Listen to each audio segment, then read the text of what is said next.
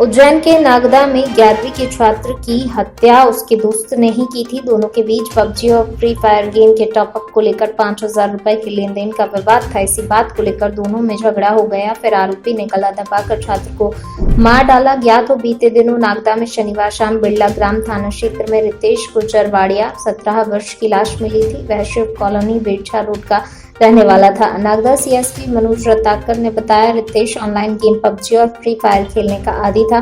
Game में level पार करने के लिए टॉप अप करवाना पड़ता था। इससे पहले भी दोस्तों से पैसे लेकर टॉप अप करवाता था। इसी के लिए उसने अपने दोस्त सत्यम से 5,000 रुपए उधार लिए।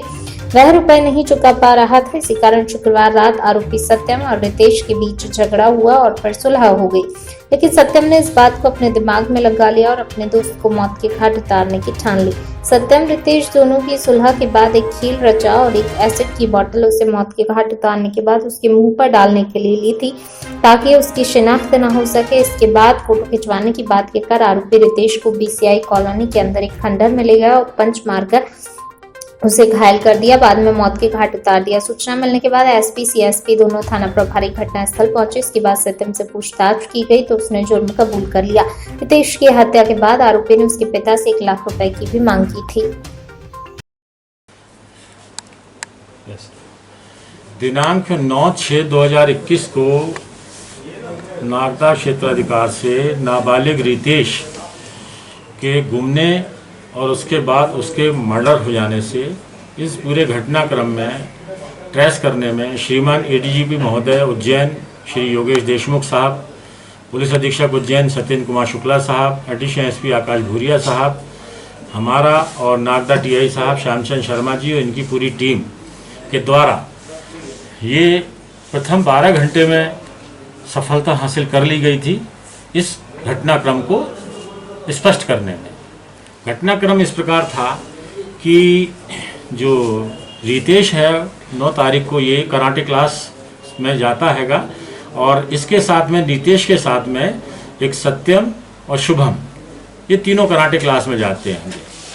सत्यम और शुभम भाई भाई हैं और रितेश इनका पड़ोसी है जो जिसका मर्डर हुआ। ये तीनों क्लास में गए वहाँ पे और शाम को 6:30 बजे वहाँ से ये छूटे। छूटने के बाद में फिर ये रितेश, शुभम और सत्यम ये बस स्टैंड पहुँचे और बस स्टैंड पे शुभम को उतारा और वहाँ से रितेश और सत्यम ये दोनों मोटरसाइकिल से योगेश मीणा के यहाँ भी गए। वहाँ पे कुछ बात करी। उसके बाद में फिर योगेश मीणा के यहाँ पुनः ये आए और रितेश को लेकर के सत्यम ये बोले चलो फोटोग्राफी करते हैंगे। चलते चलते ये बीसीआई चौराहा जो है उसके पीछे गोडाउन है, पुरानी खंडर बना हुआ है, इसको वहाँ पे ले गया और ले जाने के बाद में इसने वहाँ पे बोला कि चलो अपन फोटोग्राफी करते, उस खंडर के अंदर ले गया। चूँकि सत्यम को रितेश से पैसे लेने थे 5,000 रुपये, जो पहले मोबाइल गेम खेलते थे और मोबाइल गेम खेलने के आधार पर इसने रितेश ने सत्यम से 5,000 रुपये लिए थे। तो 8 तारीख का ये घटनाक्रम था कि रितेश काफ़ी पहले से पैसे मांग रहा था, 1 महीने हो गया था। तो 8 को इनकी कुछ बहसबाजी भी हुई थी और बहसबाजी में गाली गलौच हुई थी।